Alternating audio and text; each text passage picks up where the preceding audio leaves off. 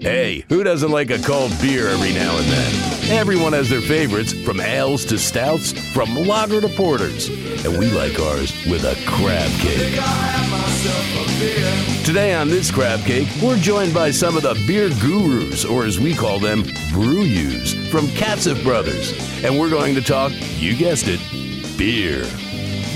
Hey, we're back here at Katcef Brothers. We're talking beer again. We've got Charlie Oxendine, we've got Bill Catron, and Lauren Hamilton again. Lauren, you're like running, your attendance is 100%. I know. I think I'm at 90. I think I missed one while I was out of town. I think you guys... oh, that's right. Yeah, you replaced me for one. We were down at Mission Barbecue talking about the St. Patrick's Day parade. Of course, I missed the one with the good food. Well. Go figure. Mission Barbecue is not too bad. But you've got good beer. We do have good beer. We have lots of good beer. What's on tap tonight? So we have a couple of new things. We brought some things up that are relevant for the summer drinking season that we are very quickly approaching. We also brought a couple of new brands that you'll be able to find in the Annapolis area here soon. One is Innis and Gunn, which is a Scottish beer, and then we also have something a little bit different that we will bring in the end that is similar to what we did. Yeah, it's a surprise. It's similar to what we did last time with that whole idea of not beer, but alcoholic drinks that aren't beer for the summer. So we'll have some lemonade and some tea and some half and half too. Talking about the non-beer beer, just a little bit of a follow-up on the Natterdays. Natterdays is still beer. I gave it to my son, and he liked it. It was everybody, again, as we had said, everybody was very surprised at it. And I am a little bit bummed because I did go back and you turned me on several episodes again to the cider, the ginger and turmeric. Yeah, the Bold Rock. And the Bold Rock. And I went there and they said, oh, yeah, that's done now. Done for the season. I'm like, oh, you suck. We've got blackberry now, right? It's blackberry, Charlie? It is blackberry. Okay, we'll have to give it a shot. I was hooked on it. I was hooked on it. The ginger turmeric was great. It was good. So, but summer is coming up, man. We've got Memorial Day is just a stone's throw away, and that's, I guess, the official start of summer. And what somebody was talking last night said that I think it was a Fordham beer that was down like at 3.3% alcohol. I can't remember what it was called. It might have been their 11th sour. No, it wasn't a sour. It was on the menu at Ram's Head, and I said, oh, this is like a throwback to my college days when we had 3-2 beer in Ohio. Yeah, and there's actually a lot of that going on right now. We have Devil's Backbones coming out with one later on this month called Bright. That's a tangerine sparkling ale. That the test beer for that product was 3.5%. It's going to go out to market at about 4%. But that low ABV is becoming a thing. Now, is that what it's called? Is that what's called a sessionable beer? Yeah, is that the snooty term that they use? I think sessionable can mean a lot of things, and I think there's a lot of beers that are sessionable that aren't necessarily below 4%. But that's the trend right now, is people are more conscious about what they're putting in their bodies, and lower alcohol content typically means lower calories, typically means lower sugar. So you're seeing some of the ciders do it, some of the beers are doing it. Michelob Ultra, sort of led the charge on that, and that's the fastest growing beer in the country right now. So low ABV is where it's at for summer. There you go. Well, it's funny. I was listening to a podcast this morning, and there was a national representative of AAA. And it was sort of a funny message. He said, hey, if you're going to drink, you go drink. Just drink all you want, but don't drive. And they were showing some different studies where people would have like 1 or 2 beers, and the 6'7" guy all of a sudden blows a legally drunk thing off of 2 beers. And he says, you just don't know what it's going to do. You don't know what the ramifications are. And I thought it was kind of interesting from AAA to say, feel free to partake and have fun. And they actually threw it over into marijuana too, but it was which is actually a legitimate thing now. That's, he said if it's legal in your state and you're legal to do it. But just the thing is, there's no ramifications there because there's no way to actually test on the spot for marijuana and how high you are. That's the one thing that I think is a problem. True. Only if you're just completely gordoed out of your mind, right. I guess. But, right. It impairs you. I mean, you've got you possibly could drift off to sleep or follow that bag of nachos or something. Well, that's a good tie-in as we talk about Memorial Day and as we talk about being responsible. And Budweiser's campaign, around Memorial Day in the summer and just for being conscientious about that is drink wiser. So make the right decisions and how do you spell wiser? Means, W-I-S-E-R. Okay, I didn't know. Yeah, we're not getting super clever. We get cute sometimes, but we're not going to get super cute. But we're going to celebrate men and women in uniform who have sacrificed so much for us. and for our communities. And if you're going to have a couple of drinks over Memorial Day weekend, designated driver, use Lyft, use Uber. And especially out on the boats around here as well. Oh, goodness, that's a whole nother animal. The launch of the boating season, and everybody will be out there for the Blue Angels. Soon, yeah, that's right. For the Naval Academy. It's a good thing. I do like Budweiser because, they're a very responsible, as a corporate, is a very responsible. Oh, they're sitting there saying, hey, we make a product that effectively could impair you, but hey, we want you to enjoy the product for what it is, but to do it safely. And before we started, I know I mentioned that I saw, and I can't remember where it was, but I saw a big old Budweiser truck painted. It was, I think, blue and white, and it was talking about a factory or a plant that they had shut down somewhere in the country to produce strictly bottled water in anticipation of what they feel may be a tough brush fire season in other parts of the country. Not here, because we get like 100 inches of rain a week, but that's... No, stop raining. And that's something they've done for a long time. They're notorious for shutting down the breweries in the event of a natural disaster to can water. Right. Well, this is the first time I've ever seen them do it like in anticipation. Yeah. I think it's usually always been, okay, we need to send water to Houston or to New Orleans or wherever it may be. Which is fantastic. So what's on tap for summer beers? So we got a couple of things in terms of summer beers. We'll get into this lemonade and this tea here in a second. But like we tried last time with the Golden Road Agua Frescas, sort of talking about those fresh waters with the juice. The Golden Road has done, New Belgium has done one as well that you'll be able to find floating around in our area. And then we also have, I don't think we've tried this one before, so we tagged it on to the list today, is Stella Artois Spritzer, which is a cider-based product. This one is another one, actually, that's low ABV. It's low calorie. It's part of the Stella Artois family, but it is a spritzer-style cider, so it's very bubbly, effervescent, fresh, drinks kind of like alcoholic seltzer water. Yeah, a little bit. A little bit. So we can get started with those. Here, let me open that, because I always love the sound of that when you open up that. a can. Does it have a little disappointing, but that's okay. Not everything can be an ice-cold can of Natter Days. We can hope. We can wish, but it's not always going to shake out that way. No, it was, my son, when he tasted it, he was like, the first taste was like, I'm not sure. And I think that's what everybody thinks. Then he was like, okay. By the second or third one, most everybody's pretty on board. So this is Stella Artois Spritzer. So this is a naturally gluten-free product like most ciders. It is a little bit lower alcohol than some. I want to say we're right at 4%, 3.5%. Look at that, I'm even lower. 3.5%, it's about 115 calories per can. So, but it's cider-based, so it's just going to be a lighter, more effervescent cider. In the past, I think we've probably tried Bold Rock's Virginia Apple Cider, which was that green apple one that they do. This is going to be very similar to that, just with the lower alcohol content. Very, it's tart. Yeah, it's nice, actually. It's tart. It's got a little bit of botanical quality there. That comes from the hibiscus flower that they use. Hibiscus is really hot right now. You're seeing it in Devil's Backbone Hibiscus Hard Lemonade. You're seeing it in some of the seltzer flavors that are out there in the market.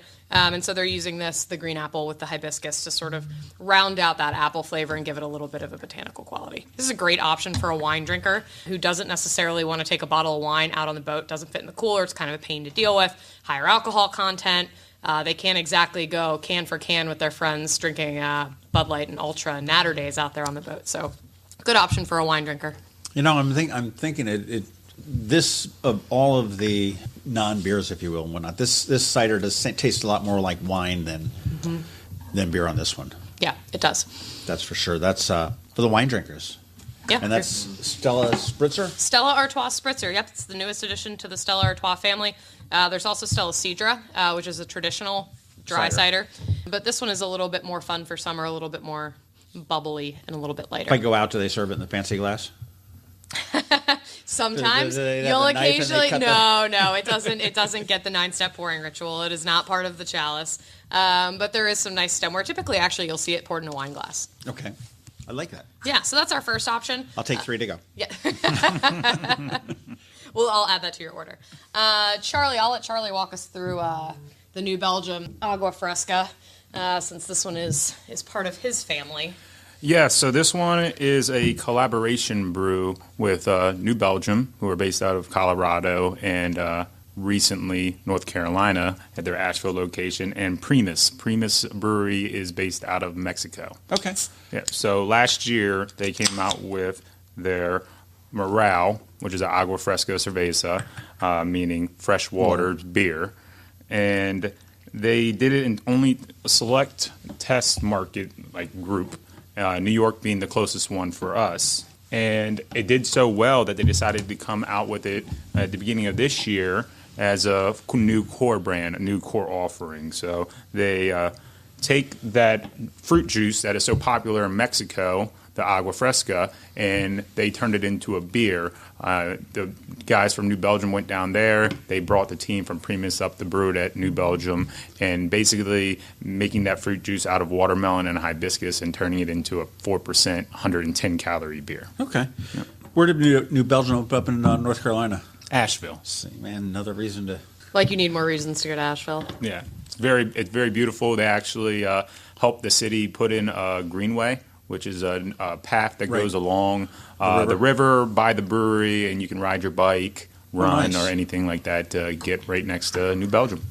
So you dive into this one, you can obviously, it's very attractive off the color. It has a nice bright pink hue. You smell it.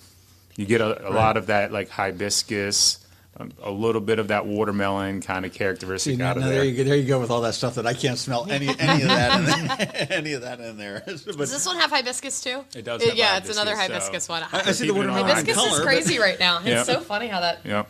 things come and go. And I wouldn't know a hibiscus to trip over it to taste it. It's a really Big pretty, flower. pink Hawaiian looking flower. Yeah, that's the one with the yellow stem coming up the top, but Yep. I never tasted one, so I don't know what it tastes now like. you've tasted two. Yep. Should have brought some devil's. It's got a different taste. It almost comes. It hits me almost flat. I don't know. It's not a very robust, if that's the word. Well, watermelon is such a soft flavor, and obviously being a 4% beer, that's not going to lend to too much body on the beer itself. But the hibiscus allows for a little touch of acidity that kind of shines right through, cuts that natural sweetness that obviously we all know that watermelon can have, and it kind of cleans it off the palate, leaves you refreshed, but not with a heavy, I just drank a beer feeling. A lot of salt in it. You get a lot. I'm tasting. Yeah, pretty interesting. But that makes you want to drink more. Yeah, there is the third thing that they add in there is lime peels, so that could lend a hand into some of that salinity that it comes across towards that back end on your palate. Okay. Yep. Not bad. And that's Mural. Yep. See, there you go. You get these Mexican words, and I mispronounce them. I go, mural. Now, is this going to be the new big thing, the agua frescas? Is that going to be a big thing through the summer? I think so. I think, as you're seeing some of these alcoholic beverage companies start to capitalize on it, I think that's usually a sign that, things are becoming more popular once you start adding alcohol to it to play in that space. I think it goes back to what we've talked about the last couple of times is people are more conscious about what they're putting in their bodies. They want to know, what's in there. And, with beer, sometimes there's a lot of things that can turn the average drinker off to beer. It's carbs, it's gluten, it's big, heavy hop flavors, it's higher alcohol. It's all of these things that we as beer drinkers really love, but I think the average drinker does occasionally need a break from that, and summer is a great time to sort of break out and try new things, and I think the agua frescas are part of that movement. Is that something new that breweries combining to produce a product? The collaboration has been going on for years. It's a fun way to get a brand out into a market that not necessarily they would have been at before that happened. So you take a Primus for the example of this one. Who would have thought that they would ever be in America, let alone much less Annapolis here, Annapolis, Washington D.C. area. So Denver, Colorado. Yeah, Denver, Colorado. Yeah. I mean, it's on tap at all their breweries. So that's the affordable part of doing a collaboration in that fact. But it also allows for more of a local sense too, when you have two of your local breweries kind of coming together and collaborating and using two different mantras of a style. Whereas you could take a hoppy brewery and collab with a lager brewery and then come up with these different interpretations on styles of beer that outside of you blending a beer at a bar yourself, you would never experience that flavor. Just a fun way to sort of expand on your portfolio without having to make too big of a commitment. You can kind of share the load a little bit. And usually breweries try to stay within some sense of guidelines when they're making beer. Obviously, they want to be able to call it a style and sell it for being that style. Collaborations kind of allow for the rules to go to the wayside, and you can just have fun. That's probably like the ideal thing for a brewmaster or a. Oh yeah, to sit there and now I've got my mad scientist hat on. Yeah. No need to follow the recipe here. Let's figure out what we can do. Well, keeping on train with the lighter beers, and obviously Lauren brought up a good point on like people being more cognizant of calories, carbs, and gluten being one of them. We can dive into the third new offering that we have. It's actually a new brewery that we brought into both Katcef Brothers and our sister company, Capital Legal, down in D.C. And, only about a month of sales underneath it, but it's called Floyds Spiked Beverage. They offer a spiked lemonade, a spiked iced tea, and then a spiked half and half, so kind of like that familiar Arnold Palmer. Yeah. So wouldn't that be a John Daly? Yeah, it's very true. And since it's Isn't that true? Once you add alcohol, it becomes a John Daly. It is a John Daly. John, I love you, man. If you're listening, Bill loves you. Yeah, we're going to let, for that good catch right there, Bill's going to walk us through the half and half. And where are these guys based out of? These guys are based out of Wisconsin. Okay. This is where the brewery is based out of, but a little different than like how you take a beer interpretation. You don't really walk into their facility and it's treated like your brewery that you're walking into, so the locality aspect of it is a little bit different in that sense. Their factory's based out of Wisconsin. It's not necessarily like a brewery you can go visit and walk in and see this on tap. It is an only can offering. They offer it currently in 12-ounce cans, the 16-ounce cans, and 24-ounce cans. Okay. 24-ounce can, though, is a bigger version. Right. It's like the double the ABV almost, isn't it? It's like 8%. Pretty much, yeah. These are all 5%. They're 120 calories. And the cool little point out characteristic of it, too, is it's only 12 grams of sugar. When you're thinking spiked teas and spiked lemonades, usually they're laden with sugar and they have a ton of carbs, and those calories are a little bit more on the upward side. This is the same alcohol content at 5%. It's 100 calories less than your typical spiked lemonade or tea, and 1/3 the sugar and carbs. Is this all they brew? Is this the spiked stuff, or are they a traditional brewery as well? Nope, they only do the spiked stuff, and then they do offer spiked cherries, like maraschino cherries that you would buy in stores. They do a spiked version of that as well. That would go over well in D.C. Anything you can put alcohol into. So you take a look at it. It does have that typical lemonade kind of color to it. Like that, it's not hazy. It's not clear. It has a nice whitish, slight yellow tint to it. And there's booze in here. 5% alcohol. Yeah, it's there's booze in there. So they take lemonade and they blend it with a sugar brew that they make, and it's 100% gluten-free, 5% alcohol. All right, I'll take 3 of those too. That's unbelievable. Yeah. Isn't it good? I mean, there's that is. It's sneaky. You'd never know that there's alcohol in it. Again, be responsible, people. Yeah. Just because you can't taste the alcohol doesn't mean it's not in there. Yeah, I will say I was in the initial meeting with them, and I'm a big Wawa guy. Thank God. If you had said Sheets, I'd say, okay, we're done. We're done. Charlie, you're out. For 4 years of my life, Sheets. That's what I had in college. I never even got a meal plan to Sheets. But yeah, as soon as they gave me a sample of this, I tried it, and I was like, I'll just make alcoholic Wawa lemonade because it tastes exactly like it. Yeah, it does. They use the Wawa brand. Yeah. Just with a little booze in it. Yeah. All right. So the next one we're going to dive into is going to be their tea, their straight tea. And it just looks like a regular tea with a little bit of a... Yep, same way as they brew the lemonade. They brew a tea, they blend it with a sugar brew and a 5% tea. All right, I can taste it a little bit here. It's not quite as... Well, the alcohol is not quite as masked as it is in the lemonade, I don't think. But but it doesn't come across as a sweet tea. Mm-hmm.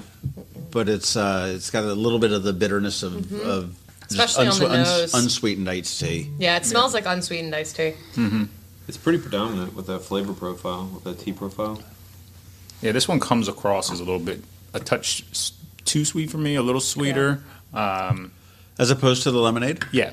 Really? Yeah. See, now lemonade tasted sweeter to me. Really? I thought so, yeah. Yeah, I'm with Charlie on that one. The tea's just a little bit sweet for me. Which I think might help it in long term. Well, I think it'll have like a little bit more A lot of sellability Southern behind it. people won't be wrong, Charlie. Very They true. love sweet tea. Very true. We'll get Mangles in here. You gave me a whole lecture on tea. That was a new the other day. concept when I moved down to Maryland 20 years ago. Do you want regular tea or sweet tea? I'm like, what the hell is sweet tea? I've never heard of that concept before. I've lived in North Carolina. Trust me. Yeah, yeah. Sweet tea is sweet tea. They take it seriously. Oh, yeah. That's good. So Bill is our resident craft guru down in Washington, D.C. So I'm going to test him right here on this one, see if he can give us the origin history of a John Daly. Well, I think it would be the Arnold Palmer with just a little bit of alcohol left. I think that's what we got going on. By the way, Daly was a big hitter, man. I used to love watching him play. He was sponsored by 84 Lumber back in the day, I think. Oh, Yeah. God. Yeah. It's going way back. Yeah. Are they still around? 84, oh yeah. Yeah. There's one in my hometown. My best friend Privately used to owned work there. company. So right off the color, it looks like you took the first two we just had and blended them Just together. pour them together, sure. So not to state the obvious, but this looks like you took the lemon and the lemonade and the tea and combined them. It's hard to really give like a sales pitch. You obviously got Yeah. two of them right before this one, but it's a good representation of what they both just are blended and taste like. It's good. Yeah, on a hot summer day, this ice cold. This is poolside. Yeah, oh, Yeah. This is definitely Absolutely. beachside, sitting there with a... Pour it in your Yeti mug over some ice. Watching Weird Science, just Definitely. ice cold. Just, Be responsible. If you're not going anywhere, maybe a little extra added to it. Right. You never know. Little deep Nope. Betty lemon. Are these are available locally too now? Yeah, absolutely. Yep. So again, we just started carrying them for about a month now, but they're in packaged liquor stores, grocery stores, and even in some bars and restaurants as well. They come in a 15-pack can. They're everyday flavors, and then they do have the 24-ounce cans of their bigger versions. We didn't bring those Right. to the meeting because they're 8%, and that would nix our responsibility of the day. So we kept it to the lower alcohol content ones. But yeah, I'm looking forward to seeing what they offer for the summer season. I like that.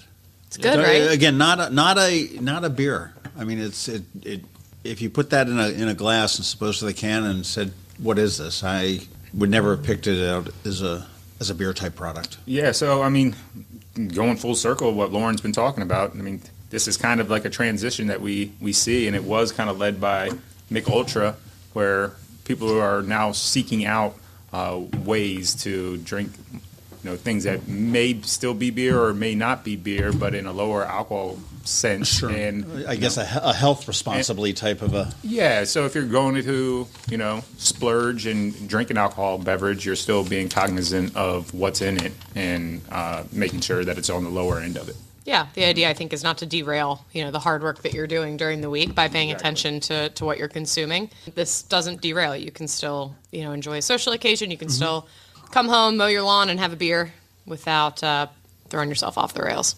Not bad. And now, since we got those out of the way, I say we start some derailment and get into the real beers. I'm sitting here looking at these two bottles of Innis as opposed to Guinness, but it's are they porters or are they the dark beers that I'm not going to like? You know what? I'm interested to see what you think about these because I think you might be surprised. Okay.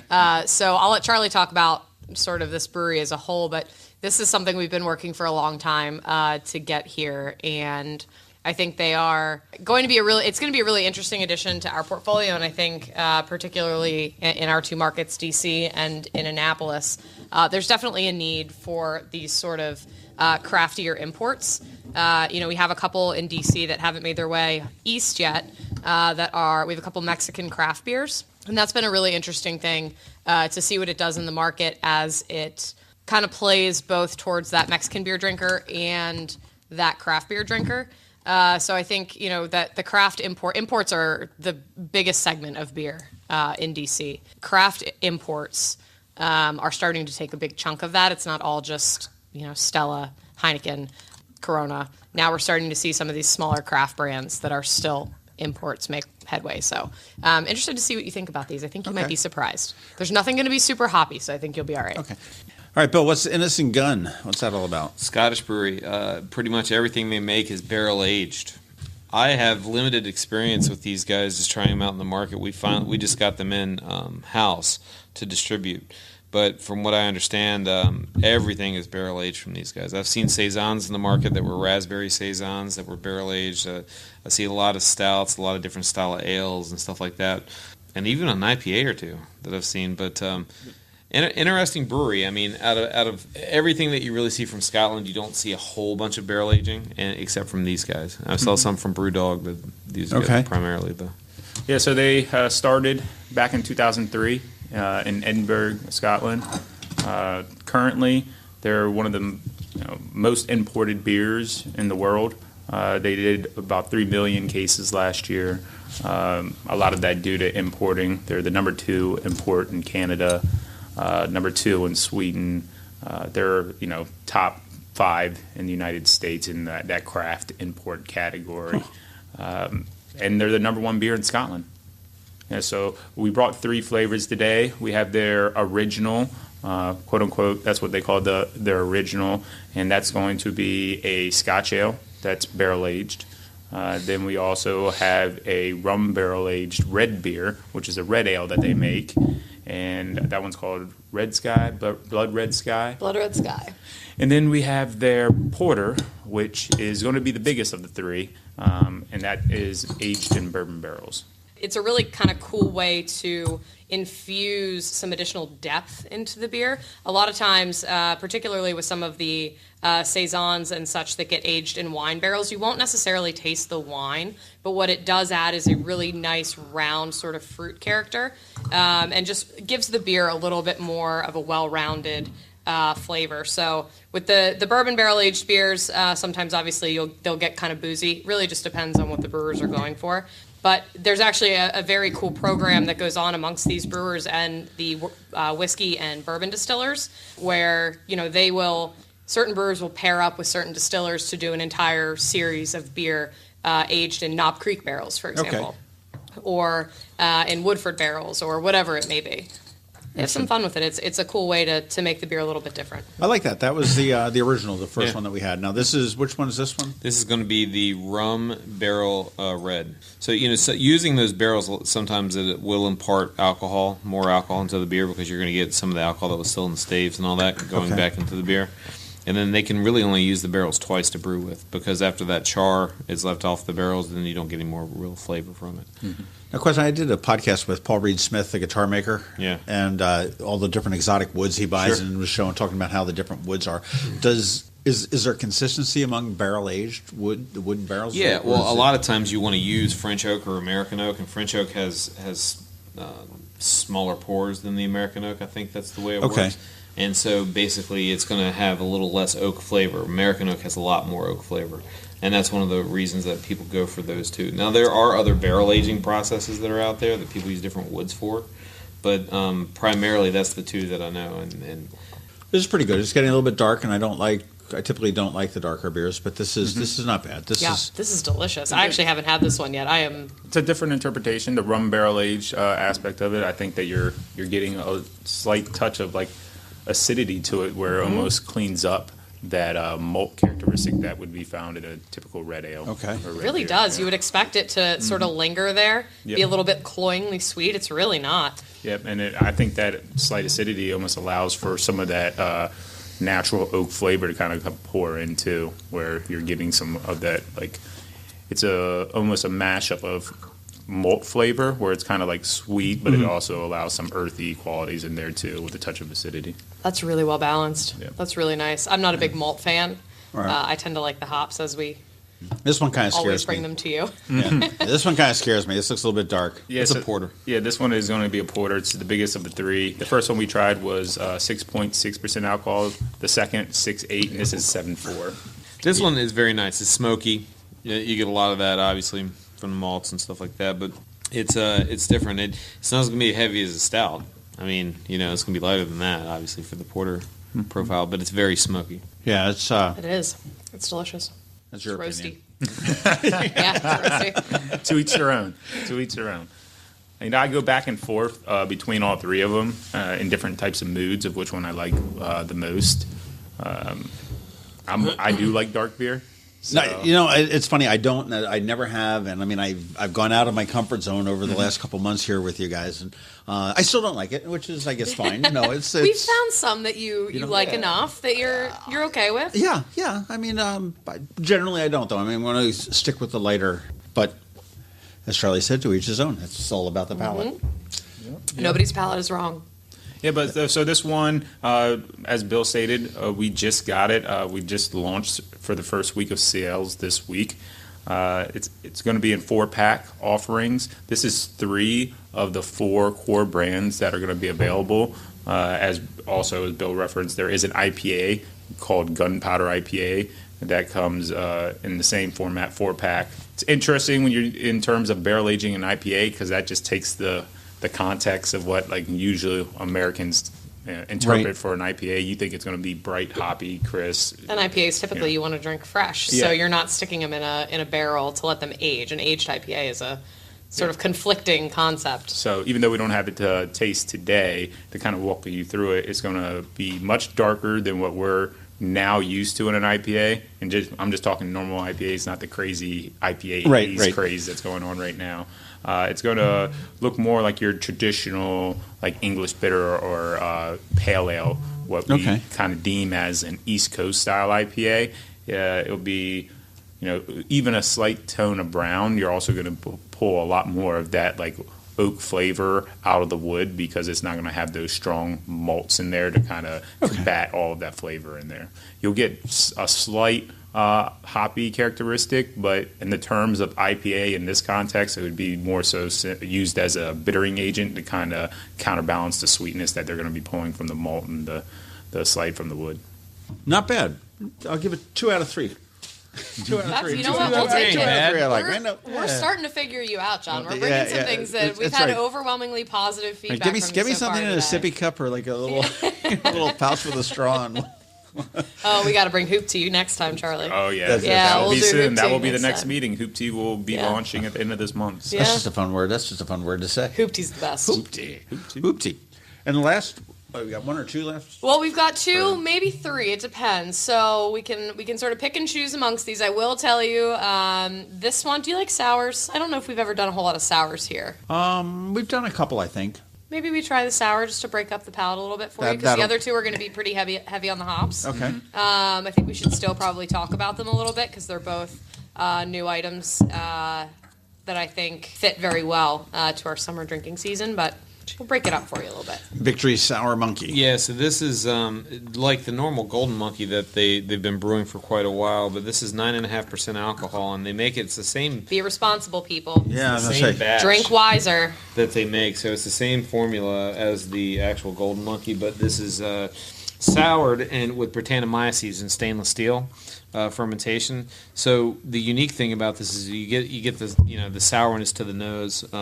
The body of it almost becomes like a cider in a way, where it's kind of like that wet kind of feeling. I know it's kind of hard to explain over a microphone, but that's what you get in the body. And the alcohol on this is subdued. It doesn't taste like a 9.5% alcohol beer. You're going to taste something that's like no, it doesn't. When you said that, I mean, I'm tasting this. It's, I get the initial tartness in the tongue. Sure.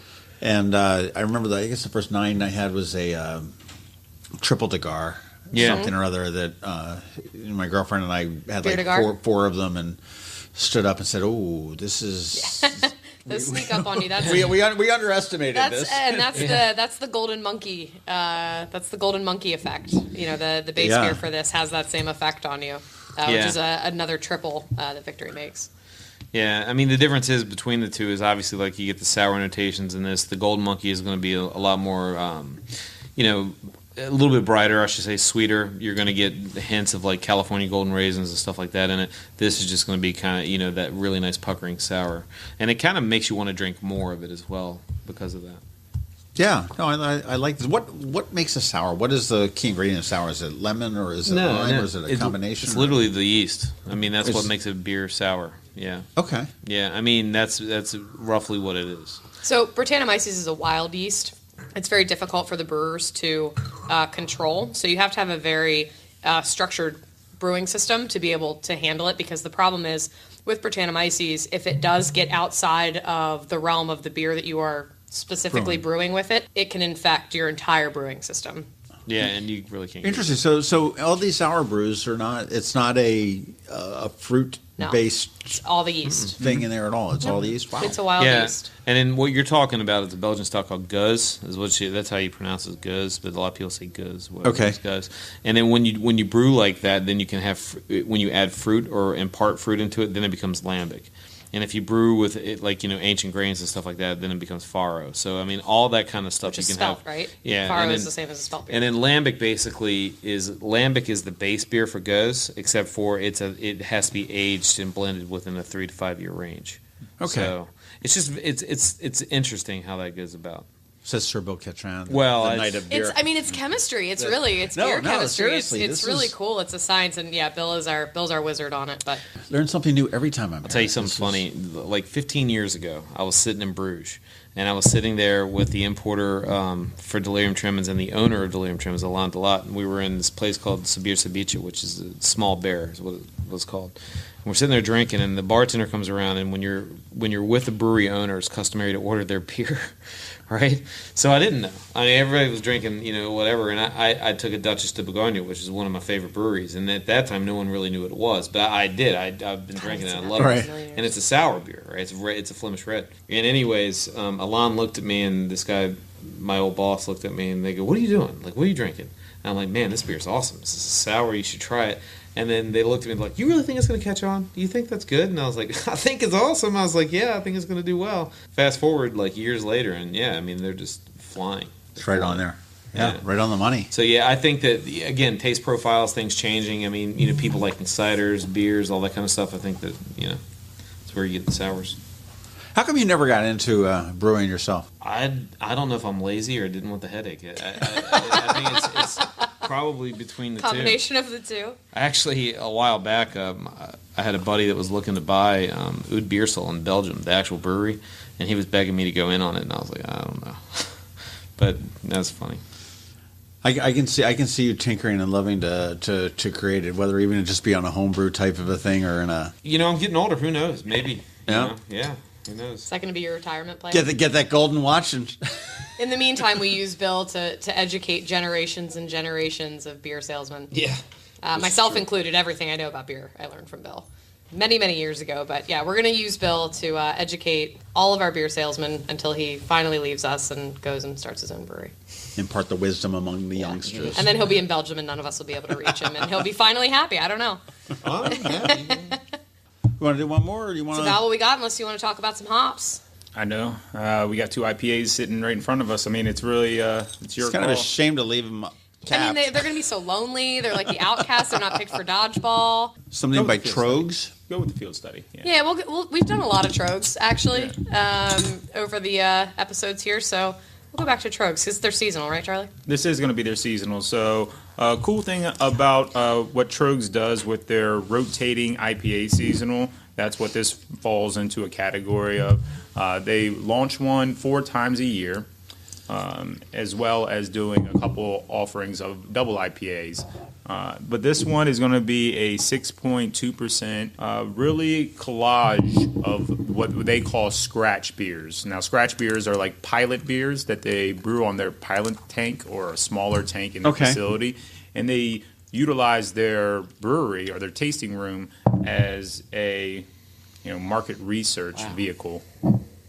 So they come out with probably 4 to 5 beers at a time, and they give them a different number, and they test it on their customers that come to the brewery. And if it does very well, then they either blend a bunch of them to make a beer, or they send out that beer in kegs to a particular market. So this one is actually a blend of 4 different scratch beers. I brought up the picture of the slide for you, actually. So it's a blend of scratch number 327, 335, 344, 361, and 363, all of which are all IPAs, obviously. All right. Does this have, now I'll get all snooty here with the flavors.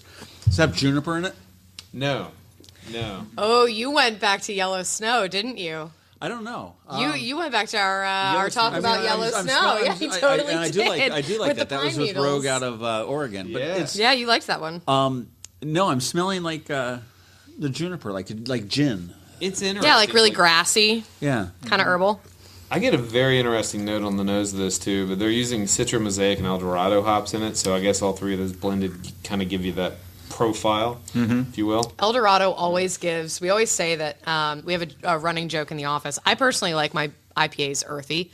I really like earthy hops, and Eldorado gives that really earthy quality. But the one thing with Eldorado is, depending on the blend and the amount of it that they use, Eldorado tastes like dirt, but in a good way. It's like it's the terroir. Like it's funny. We have a running joke. Some of us in the office where we'll drink something and we'll all look around to each other like across the room in a meeting full of 40 people, and we'll all look across and be like, this has Eldorado. Like you can just taste it. Like it's that really, really earthy kind of dirt quality, but it works. Combined with the Citra, which is a super hot hop right now. That sounds kind of weird, but is super hot. And then what's the other one? Mosaic? Yeah. Mosaic. Another one that's really hot right now for that like really kind of citrusy. Yeah, it's an interesting bill because that Citra really is. offers like a more of that fruit characteristic that most are used to in their IPAs. Right. It's going to be much more of that tangerine, organic like quality on the nose and on the palate, blended with again the Eldorado being such a earthy, bitter hop. I mean, I don't want to get too into it about it, but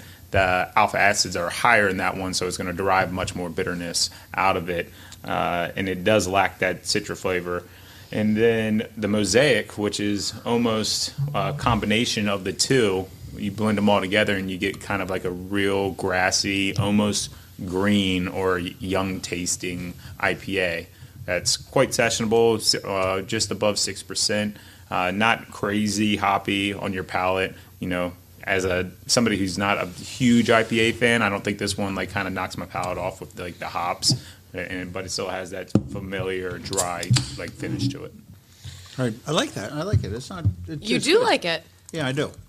I'm surprised. Field Study, Troegs, and they're out of Hershey. Hershey, Okay, Hershey, Pennsylvania, yeah. Lancaster-ish. Yeah, so if you're sitting on a roller coaster at the top of a roller coaster at Hershey Park, you're looking down on the brewery. Oh, okay. So They it's, are it's, right it's, there. It's right there. Right next door.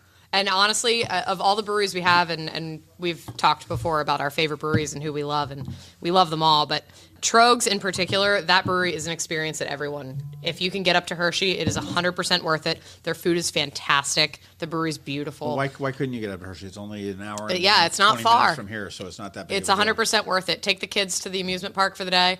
Let them go to Hershey Park. Stuff them full of chocolate. Go have a couple beers. Totally off topic. Do you realize? I just read today that Hershey is redesigning the wrapper for their Hershey thing. Really? And they're using like emoticons on it. Oh, no. And I'm like thinking, new Coke, anybody? And the brown wrapping, now it's each one, instead of saying like Hershey on it, each little square within the larger bar, instead of saying Hershey's going to have like an emoji or an I have emoticon. feelings about that, and they're not good. Yeah, don't screw Why with it, don't man. do You've that? been doing this for 100 You're going to ruin my s'mores with emojis. No. All right, this is New Belgium Juicifer. Oh, I'm sorry, yes. Voodoo Ranger or Juicifer. It's both. So Voodoo Ranger is a category, as you could put it, in the New Belgium portfolio. So those who remember New Belgium from back in the day, Ranger was one of their infamous IPAs. My favorite beer they ever made, other than 1554. The original Ranger was the best New Belgium I beer. agree with you. You're starting to sound like an old lady now. Well, I'm older than you think, Jeff. I have Older beef than with you think. that. Transatlantic Creek was the best. Oh beer. my God, Transatlantic Creek That's was very amazing. good. You're right. That's very good. All right. I'll give you that. Okay, so funny story, not to derail, but since we're taking everything off the rails anyway today. I was in Aspen, Colorado this past January at Snowmass for a week, and about halfway up the mountain at Snowmass is what they call the Ranger Station. And it's a New Belgium little brew pub, and it's a little restaurant and brew pub. And I was talking with these guys beforehand, and I was like, I'm really excited. Like, I'm going to be out in Colorado. There's so much great beer in Colorado. I'm sending Charlie Snapchats of full doors of just all this amazing Colorado beer that you just can't get here. Right. Colorado's full of it. And I walk into the Ranger Station the first day, and I am really out of shape. I haven't been on a snowboard in 8 years. I am out of shape. I am tired. I need a beer in a really bad way. And I walk into this Ranger Station with some friends of mine. I'm like, oh, God, please have 1554, which is their black lager. I'm like, just have that. I walk in, and I'm looking at the menu, and I'm like, oh, they have all these great beers. They have 1554. And I look over on the chalkboard, and the rotating seasonal is Transatlantic Creek. And I about had a heart attack. I was like, oh, my God, this is so exciting. I haven't Lauren had this is beer. Nirvana. Oh my, I was so excited. The last thing I needed at that moment was Transatlantic Creek, but that's what I got. I was like, I don't even care. I will fall down the mountain the rest of the day. I don't even care. I have to get it while it's here. They've made some really amazing beers over the years, but not to derail you, Charlie. Ranger was one of my favorite of those. They still make very limited, and I think it's made with Beersel, that brewery I was telling you about before. Yep. Okay. They sold about 10 years ago. Anyway, so one last beer that they made was awesome was the Clutch collaboration beer. Oh, those were just good. because Clutch is an amazing band, and they're a Maryland-based band, and they've been around for a long time. And the beer was awesome too. It was a sour stout, but I do think to close the gap on the slight derailment. 10 words or less. You want to explain what a creek is? Creek is cherry. That's what it means. Yeah. That's what it means in just for those who don't know what it means.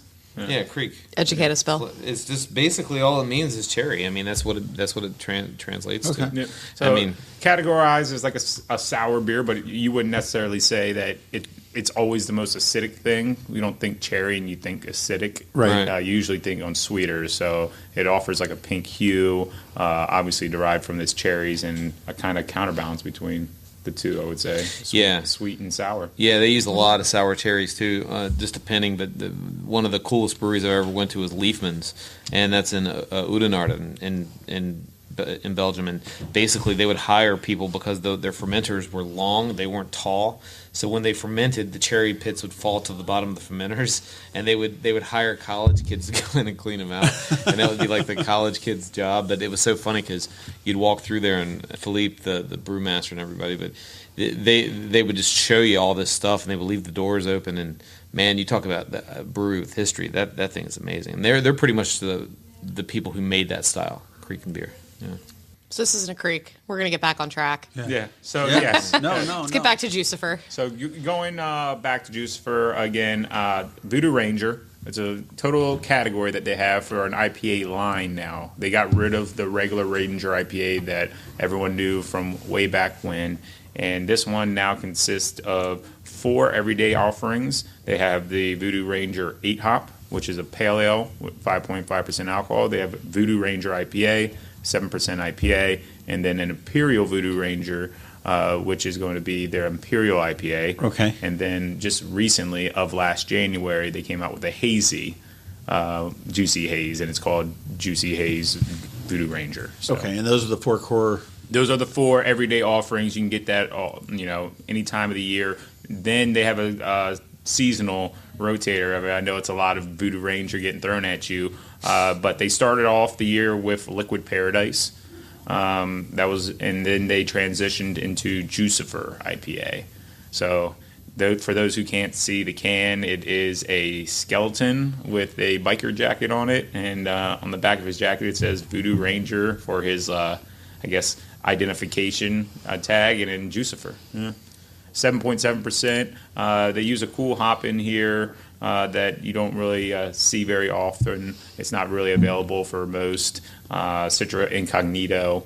And then they use some earthy hops in here too. 7.7% alcohol. Not hazy, but also not like completely translucent.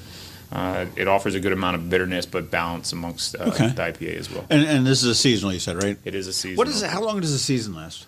Or is that A lot of the time they're quarterly, so there's a winter, seasonal, spring, summer, fall. But I think the current climate of what people are drinking, breweries are taking some liberties with that. Mm-hmm. We saw a lot of breweries, at least in my portfolio, forego spring seasonals this year in favor of launching new year-round brands that may play into that spring and summer selling season, just to get the head start and keep the focus on them. I think seasonals are still hot and seasonals are still a thing, but breweries are starting to take some liberties and extending some and shortening some. They're doing more small batch, multiple small batches over the year, or just a couple of longer-term seasonals that they're having, a little bit more fun with, making some larger batches of, and using that to then make year-round products down the road.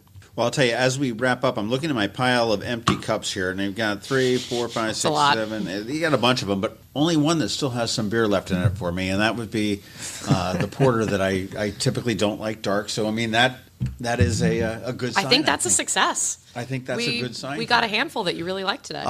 There were some good. This Floyds stuff is deceptively good. The morale was also really good. I like that.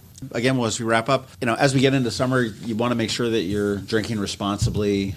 boat responsibly and just be. And it's all about just having fun and doing it responsible. I mean, summer you've got school's out, you're home from college, you're out on the boat, you're out at a ball game, whatever it may be. Plenty of options out there. Yeah. I'm going to be eyeing up the Floyds, I think, a little bit. Well, Good. I think that's awesome. See what that's at. I'll maybe buy that for my daughter. Yeah, I think the first portion of the sampling started with a ton of like low alcohol content, summer beers, not beers that are really going to be go-tos for a lot of people here in Annapolis.